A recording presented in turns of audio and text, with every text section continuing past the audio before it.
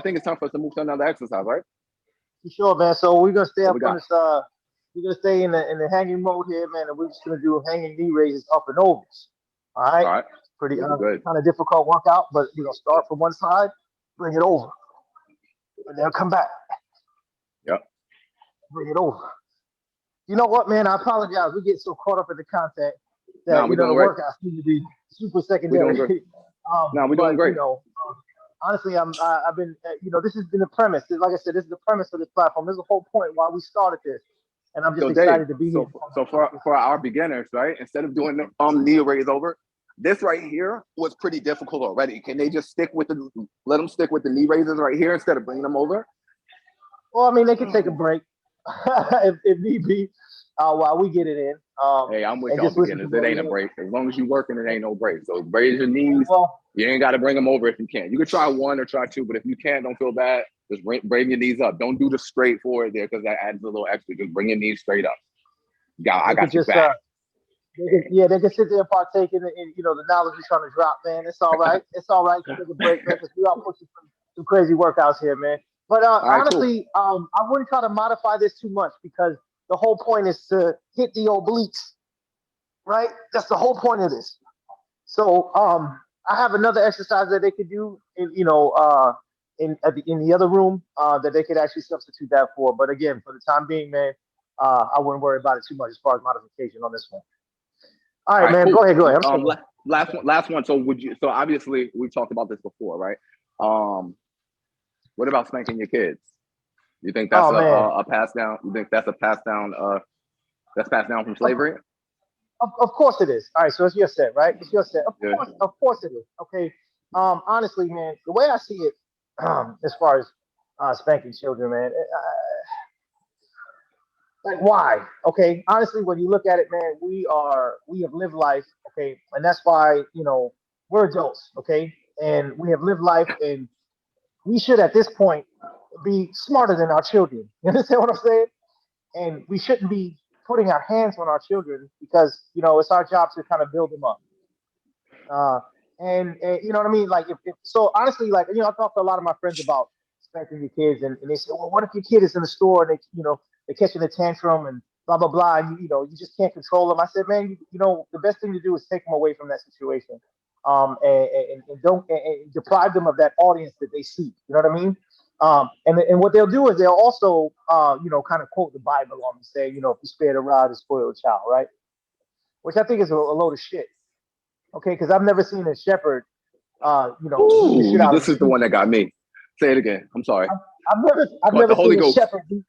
Right, I've never seen a shepherd beat the shit out of sheep. Okay, so I think they've taken that out of context. Okay, the rod and the staff is there to guide. Okay, when a sheep kind of gets out of formation, that rod is there to kind of to allow the shepherd to not get into its fight or flight mode, okay, or flight zone rather, okay. So in order to center itself, to where you're out of the view of the sheep, because sheep are skittish, right?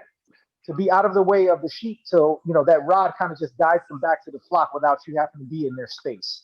Because once you're too close and once you're kind of invading their space, they tend to flee. Okay, so that rod is there to guide. I think what the verse meant, honestly, my interpretation is necessarily sparing the rod is actually neglecting your children as far as attention. Okay, and then you spoil the child. You see, so Jay and I had the privilege to go to boarding school. Okay, and we saw a lot of that there because they would send those kids to school to get them out of their hair. Okay, to get them out of their hair. So those kids were spoiled, okay, because they did what they want because they didn't have real guidance because their parents weren't in their life because they were too rich or affluent or whatever have you to really have time for children. Okay, that's just my point of view. I might, people may disagree, but that's what I saw. That was my perspective. Sue me, right? So pretty much, man, I don't agree with beating the children because of where it came from. So you're set. All right. So I don't beat my kids either, bro. I have daughters. Even if when I have a son, I literally say to my daughters this, literally, because I used to spank them. I literally say to them this: are you a slave? That's what I say. Are you a slave? Do I need to spank you and hit you in order for you to behave? That's what I say to my daughter. My daughter is 5, 6, the 14-year-old. But my 5 and 6-year-old, I say, are you a slave? No. Do you need to be beaten and spanked in order to behave? No. Well, I'm going to talk to you and I'm going to give you instructions and you're going to do what I tell you to do. Is that clear? That's clear, right? Oh. Now, when it comes to, and that was, I already was not feeling right about spanking my kids by the time you and I regained contact and had this conversation. But when it comes to the slavery, Dr. DeGruy put us on game. They enslaved Africans would beat their kids so the master wouldn't beat them. When the kids stepped out of place, or with some place they had no business being or spoke out of turn, they would quickly, because they wanted to correct the child themselves, because if the master corrected them, it would be over. Stripes on their back. It would be clipping their tongue. It would be putting the bit on their mouth or putting the thing around their neck. You know what I'm saying? It would be clubbing their foot. You know what I'm saying? I just, I like to throw out those images to make sure people know that slavery was a real fucking thing. It's not just something that we can get over.